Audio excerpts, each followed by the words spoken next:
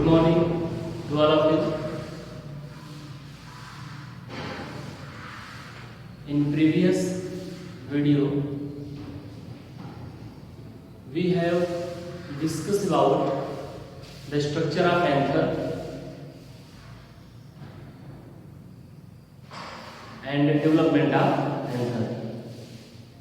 So today we are going to study about structure of pollen grain. Structure of pollen grain.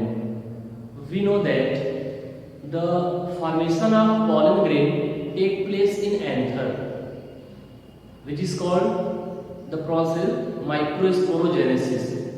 You know, microsporogenesis. Microsporogenesis is that process in which the formation of microspore take place in microsporangium or anther. Okay. So today we will discuss about the topic structure of pollen grain. जैसा कि इसकी पिछली video में आपने कल पढ़ा, इसके पहले structure of anther and development of anther के बारे में आपने पढ़ा। आज हम आपको जो है स्ट्रक्चर ऑफ पॉलन ग्रेन के बारे में बताने जा रहे हैं कि जो पॉलन ग्रेन होता है, जो माइक्रोस्पोर से डेवलप होता है या माइक्रोस्पोर का ही एक फॉर्म है, एक रूप है, उसी का एक मॉडिफाइड रूप है कि नहीं। तो हम लोग माइक्रोस्पोर और पॉलन ग्रेन को एक भी कर सकते हैं कि पॉलन ग्रेन ही माइक्रोस्पोर होता है। क्लियर हो गया ना? तो पॉलन ग्रेन का जो स्ट्रक्चर होता है वो कैसा होता है, आज हम लोग वही आज पढ़ने जा रहे हैं। तो सबसे पहले मैं आपको बता दूं पॉलन ग्रेन बना कहां से, पॉलन ग्रेन कहां से बना या माइक्रोस्पोर कहां से बना। माइक्रोस्पोर बना माइक्रोस्पोर मदर सेल से। माइक्रोस्पोर मदर सेल, इसको बोलते हैं एमएमसी, माइक्रोस्पोर मदर सेल, या इसी को हम लोग पीएमसी भी बोल सकते हैं, PMC, pollen mother cell, pollen mother cell. तो पॉलन मदर सेल या माइक्रोस्पोर मदर सेल से आपका माइक्रोस्पोर या पॉलन ग्रेन का फॉर्मेशन हुआ। कैसे हुआ?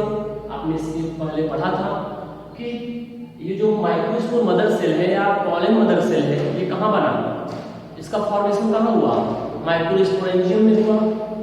किस प्रोसेस के द्वारा हुआ? माइक्रोस्पोरोजेनेसिस प्रोसेस के द्वारा हुआ, माइक्रोस्पोरोजेनेसिस के द्वारा हुआ। और माइक्रोस्पोरोजेनेसिस के माइक्रोस्पोर मदर सेल कहां से बना? Microspore mother cell sporogenous cell से बना। स्पोरोजिनस सेल डेवलप हुआ किसमें? पॉलन मदर सेल में या माइक्रोस्पोर मदर सेल में। फिर माइक्रोस्पोर मदर सेल से माइक्रोस्पोर का बनना माइक्रोस्पोरोजेनेसिस है। तो माइक्रोस्पोर मदर सेल में मियोसिस डिवीजन हुआ। तो आप जानते हैं मियोसिस में एक सेल से 4 सेल बनते हैं। तो माइक्रोस्पोर मदर सेल में क्या हुआ, एक सेल से 4 सेल यहाँ पे बने। शुरू में वो एक दूसरे के साथ जुड़े हुए थे, बट बाद में वो क्या हो गए, सब अलग हो गए, है कि नहीं। और धीरे धीरे वो कन्वर्ट हो गए किसमें, माइक्रोस्पोर या पॉलन ग्रेन में। क्लियर हो गया ना? अच्छा, तो आज हम लोग माइक्रोस्पोर या पॉलन ग्रेन का स्ट्रक्चर कैसा होता है उसके बारे में डिस्कस करने जा रहे हैं। तो देखिए यहां पे मैं आपको दिखा दूं, this is the structure of pollen grain. Pollen grain is a haploid, uninucleated and double wall layered structure. Pollen grain is haploid, uninucleated and double wall layered structure. Okay, which contain two type of nucleus, tube nucleus and generative nucleus. Okay. तो ये जो आपका microspore या pollen grain है, pollen grain actually में एक spherical या Oval shape का स्ट्रक्चर होता है, बहुत माइन्यूट होता है।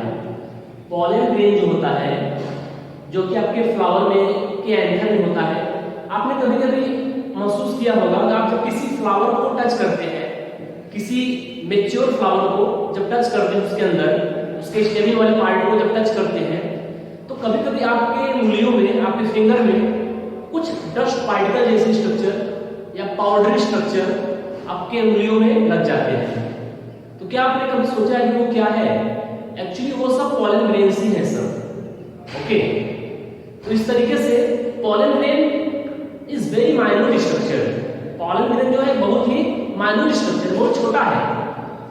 अगर पॉलन ग्रेन की शेप साइज की बात करें तो पॉलन ग्रेन जो होता है रफली शेप का होता है, रफली शेप का, खुरदुरे शेप का होता है कि नहीं? पॉलन ग्रेन जो होता है वो रफली शेप का होता है और उसका जो साइज होता है वो लगभग अगर देखा जाए तो 25 टू 50 माइक्रोमीटर का होता है। क्लियर हो गया ना? इस तरीके से 25 टू 50 माइक्रोमीटर साइज का उसका पूरा डायमीटर कर सकते हैं आप, लेकिन उसका साइज होता है और ये रफली शेप का होता है, ये ओवल या स्फेरिकल शेप का होता है।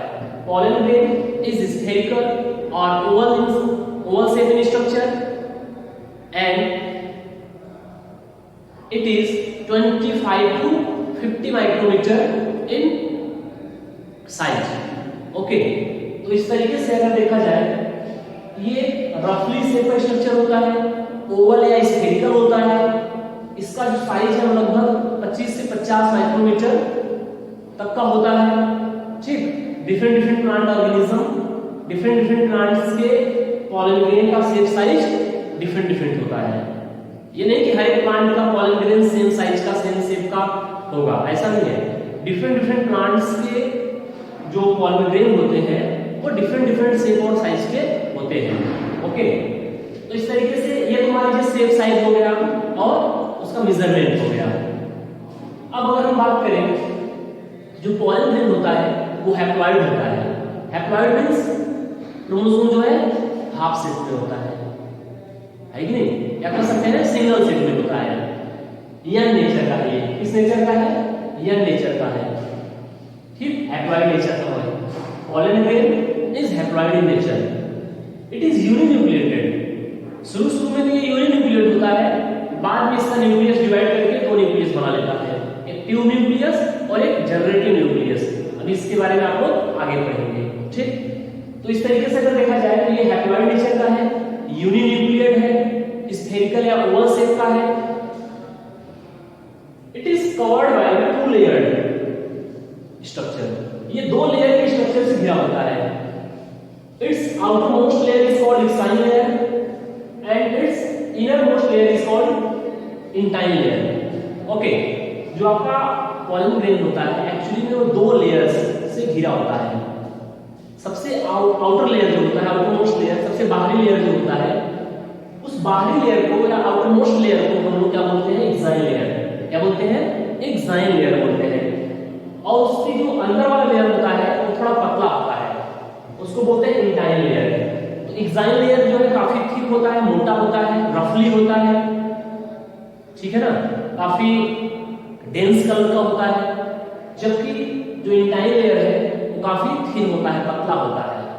ठीक, एक बात और हम आपको बता दें, ये जो आपका एक्साइन लेयर है, एक्साइन लेयर एक्चुअली बहुत ही रिजिड होता है, बहुत ही हार्ड होता है।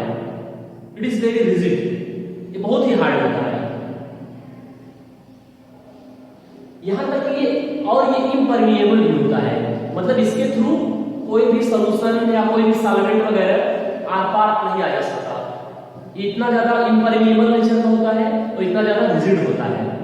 ओके, अच्छा, ये रिजिड इतना क्यों होता है, इतना कठोर क्यों होता है, इतना इम्परमिएबल क्यों हो जाता है? उसका रीजन ये है कि ये जो आपका एक्साइन लेयर है एक्चुअली एक विशेष प्रकार के केमिकल्स का बना होता है। उस केमिकल का नाम है स्पोरोपोलेनिन। क्या नाम है उसका? स्पोरोपोलेनिन। क्या नाम है?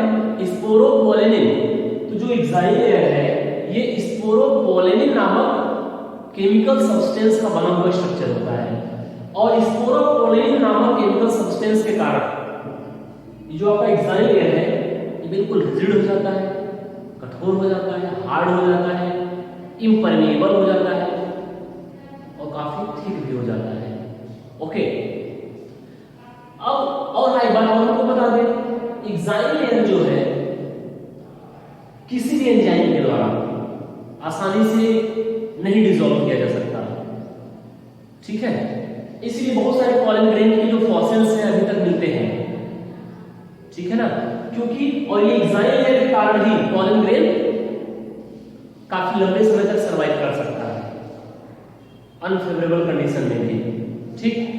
तो इस तरीके से अगर हम बात करें तो एक्साइल लेयर एक प्रकार से अगर देखा जाए तो पॉलन ग्रेन के अंदर जितने भी स्ट्रक्चर है, जितने भी ऑर्गेनेल्स वगैरह है, सब उनको प्रोटेक्शन देता है, ठीक है ना। और हाँ, पॉलन ग्रेन के हर एक पार्ट में, हर एक सरफेस एरियाज पे स्पोरोपोलेनिन नहीं पाए जाते। पॉलन ग्रेन का कुछ पार्ट ऐसा भी होता है जहां पे स्पोरोपोलेनिन एब्सेंट होता है। तो जहां पे स्पोरोपोलेनिन एब्सेंट होगा जिस पार्ट में, ठीक है ना, तो इसका मतलब वो पॉइंट वीक हो जाएगा। तो ध्यान दीजिए, तो पॉलन ग्रेन के जिस पार्ट में या जिस एरिया में, जिस पॉइंट पे स्पोरोपोलेनिन एब्सेंट होता है उसको बोलते हैं जर्म पोर। क्या बोलते हैं? जर्म पोर। देखिए यहां पे स्पोरोपोलेनिन एब्सेंट है तो इसको क्या बोलेंगे? जर्म पोर बोलेंगे। एक्चुअली जो जर्म पोर है इसका भी विशेष फंक्शन है, क्योंकि जब पॉलन जर्मिनेट करेगा, during pollen germination the pollen tube arises from this part. जब पॉलन जर्मिनेशन होना स्टार्ट होता है, पॉलन ग्रेन जब जर्मिनेट करता है स्टिग्मा पर पहुंचने के बाद, पॉलिनेशन होने के बाद जब पॉलन ग्रेन स्टिग्मा तक पहुंचता है तो उसके बाद पॉलन ग्रेन का जर्मिनेशन स्टार्ट होता है। तो जब पॉलन ग्रेन जर्मिनेट करना स्टार्ट करता है तो यहीं से पॉलन ट्यूब बाहर निकलती है। समझ रहे हैं ना आप? क्यों?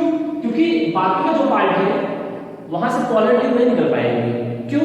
क्योंकि बाकी का पार्ट बहुत रिजिड है, हार्ड है, इम्परमिएबल है, क्योंकि बाकी जगहों पे स्पोरोपोलेनिन है प्रेजेंट एक्साइल लेयर में, जबकि यहाँ पे स्पोरोपोलेनिन नहीं है, इसलिए ये पॉइंट वीक हो गया, कमजोर हो गया और यहाँ से पॉलन ट्यूब आसानी से निकल सकती है। इसका मतलब जो पॉलन ट्यूब निकलता है वो कहां से निकलता है? जर्म पोर के थ्रू निकलता है, ठीक। तो जर्म पोर एक ऐसा प्लेस होता है पॉलन ग्रेन का जहां पे स्पोरोपोलेनिन एब्सेंट होता है और वहीं से जर्म पोर के थ्रू पॉलन ट्यूब बाहर आता है ड्यूरिंग पॉलन जर्मिनेशन के समय। ओके, ठीक। ये तो हो गया एक्साइल लेयर की बात हो गई। अब अगर हम बात करें इसके अंदर के लेयर की, तो एक्साइल लेयर के नीचे अगर हम बात करें, हाँ एक बात और मैं आपको बताना भूल गया। देखिए होता क्या है, जो डाइकॉट प्लांट होते हैं, डाइकॉट प्लांट के पॉलन ग्रेन में जनरली 3 जर्म पोर प्रेजेंट होते हैं। Okay, listen carefully.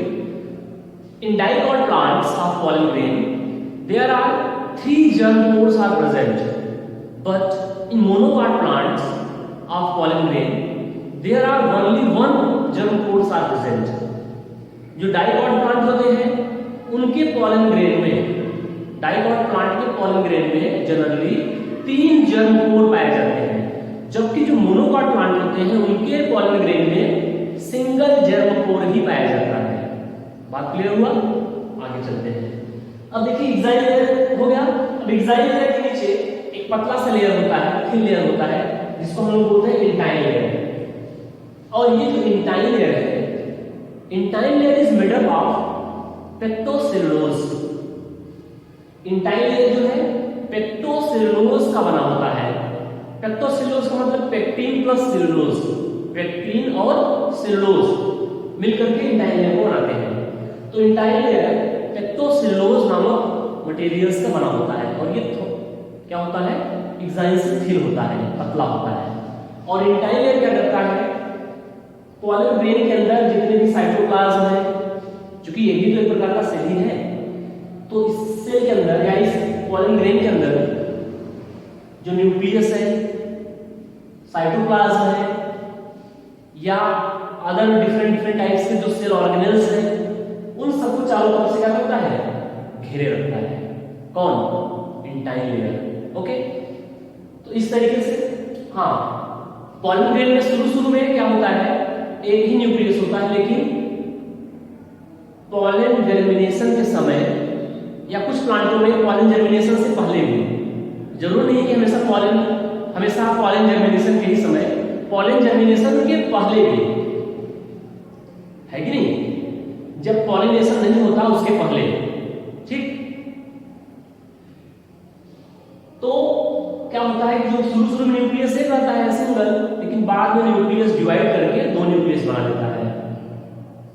ठीक है ना, तो एक न्यूक्लियस को बोलते हैं ट्यूब न्यूक्लियस, जो कि काफी लार्ज साइज का होता है, काफी बड़े साइज का होता है। ट्यूब न्यूक्लियस को ही हम लोग वेजिटेटिव न्यूक्लियस भी बोलते हैं, ट्यूब न्यूक्लियस को ही वेजिटेटिव न्यूक्लियस भी बोलते हैं। और दूसरा हम लोग बोलते हैं जनरेटिव न्यूक्लियस, जनरेटिव न्यूक्लियस। तो जब शुरू में जो एक न्यूक्लियस था वो जब डिवाइड हुआ तो दो न्यूक्लियस बना, अनइक्वल डिवीजन होता है, एक लार्ज साइज का होता है और एक स्मॉल साइज का। तो जो लार्ज साइज का होगा उसे बोलेंगे ट्यूब न्यूक्लियस या वेजिटेटिव न्यूक्लियस, और जो स्मॉल साइज का होगा उसको बोलेंगे जनरेटिव न्यूक्लियस।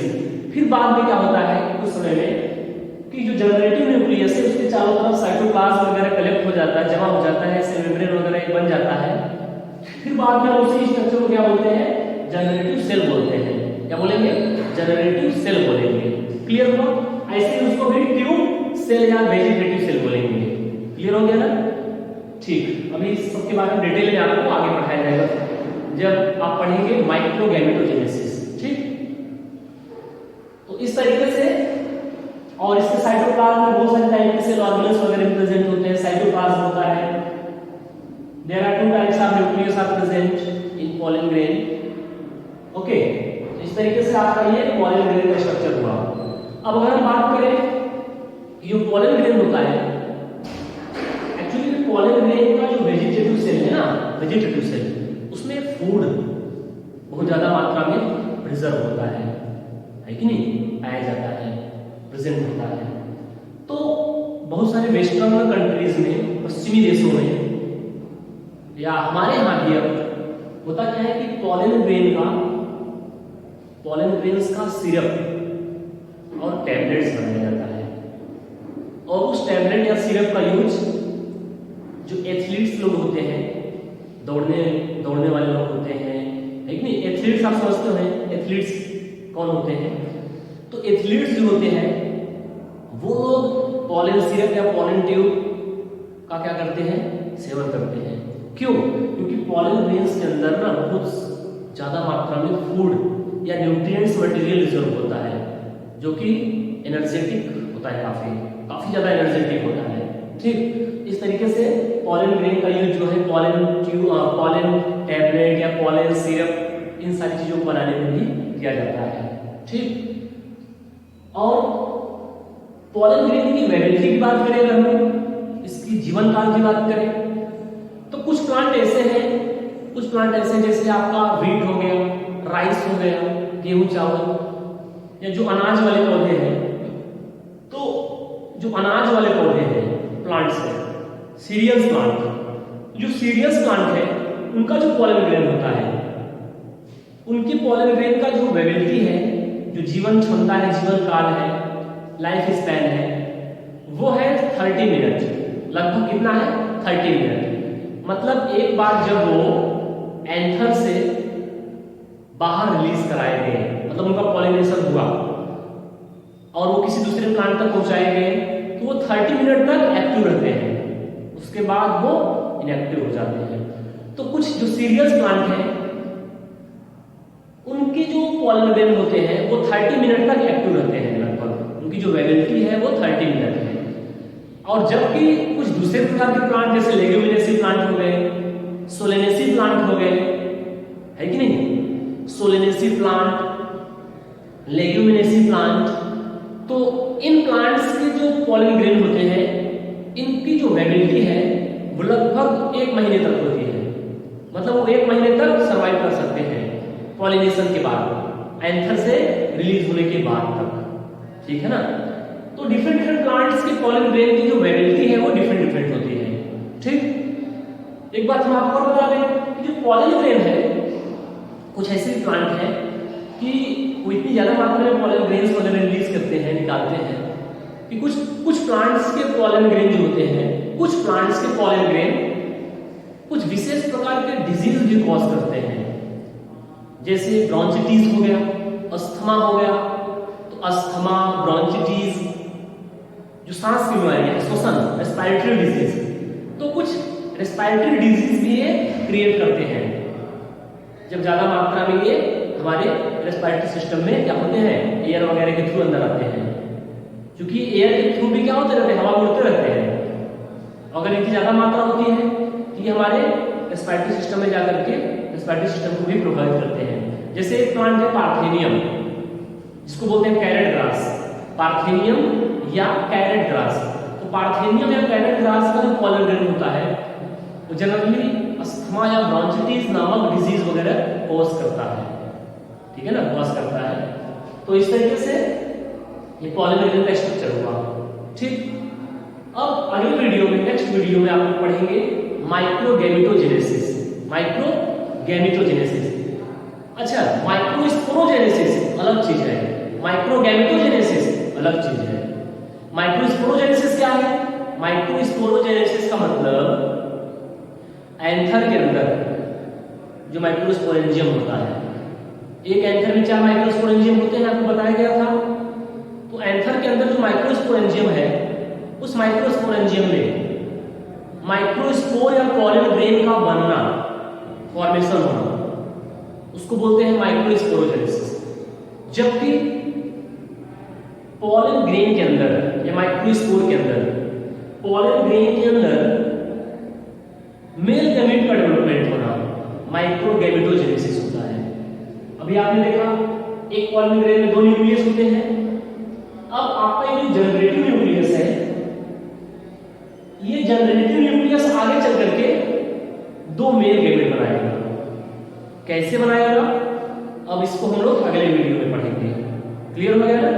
सीधा सीधा पॉलन ग्रेन के अंदर मेल गैमेट का फॉर्मेशन होना ही माइक्रोगैमेटोजेनेसिस कहलाता है, ठीक है ना। और जबकि एंथर के अंदर पॉलन ग्रेन का बनना माइक्रोस्पोरोजेनेसिस है। ओके, तो माइक्रोगैमेटोजेनेसिस के बारे में आप लोग अगले वीडियो में पढ़ेंगे। ओके।